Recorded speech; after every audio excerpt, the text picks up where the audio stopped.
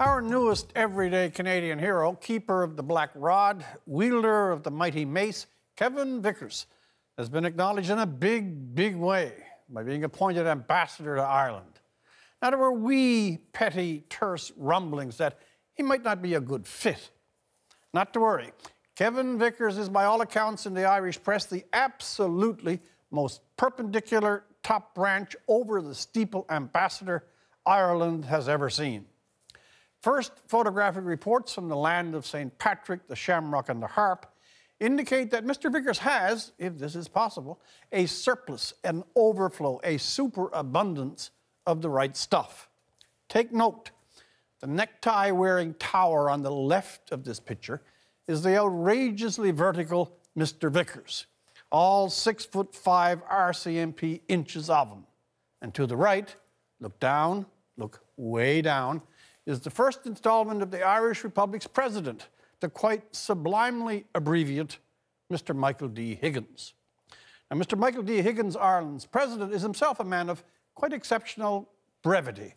He has the carbon footprint of a chickadee, and he was overjoyed at the appointment, insisting that despite what the metric system might have to say about their future relationship, he felt he had lots of room, or at least Mr. Vickers did, to meet in the middle. At this point, I suppose it's fair to point out that I am myself a fairly abridged human being, the Irish Murphy gene being dismally associated with the marsh boglands rather than the upland meadows. Now, there's an even more graphic encounter where Mr. Higgins is seen waiting for a magnifying glass, I suspect, making a preliminary survey of the ground between him and what at first glance could be an oak tree in a formal suit. It is, of course, Mr. Vickers across the ceremonial carpet. Mr. Higgins, he is visible just south of Mr. Vickers' wristwatch and north of the belt buckle, was asked for a comment, and a voice from below was heard wittily to remark, "It's a long way to Tipperary," a reference, some believe, to Mr. Vickers' extensive longitude, his feet being in Cork and the rest of him a few counties north.